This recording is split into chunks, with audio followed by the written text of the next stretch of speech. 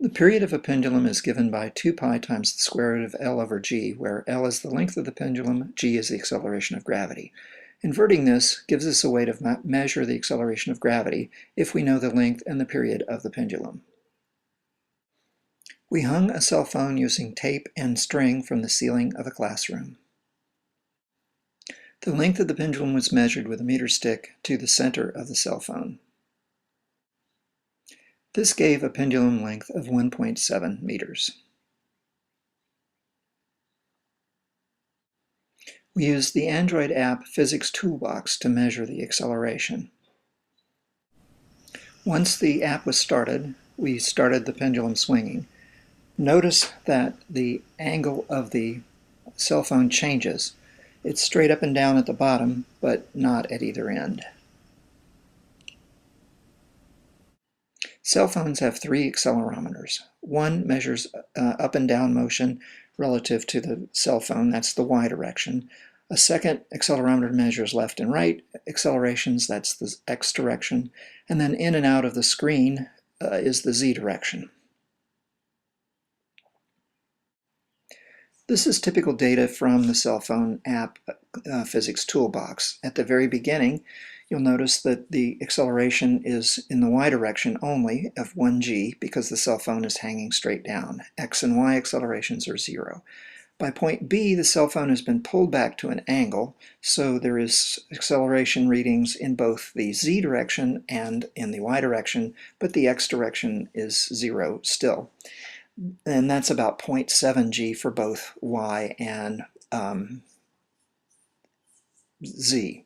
Then by point C, that's when the cell phone is released and it begins to swing.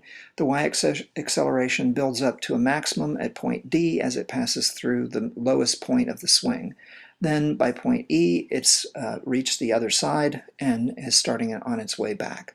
Then there's further oscillations getting smaller as friction takes energy from the pendulum. If we now pinch and squeeze on the screen so that we can zoom in on the peak of the first swing, we find that it occurs at 33.1 seconds. Similarly, the second peak occurs at 34.4 seconds. Continuing on with several other peaks, we find that the average time between peaks is about 1.3 seconds.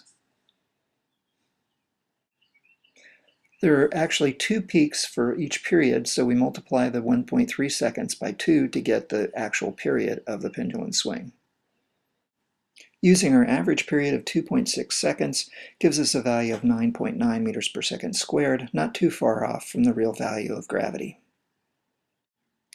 If all we could get was the period of the pendulum from the cell phone data, then it wouldn't be much better than having a stopwatch. However, if we draw the force diagram and look at the accelerations relative to their angles, we can get all kinds of other information from the cell phone app.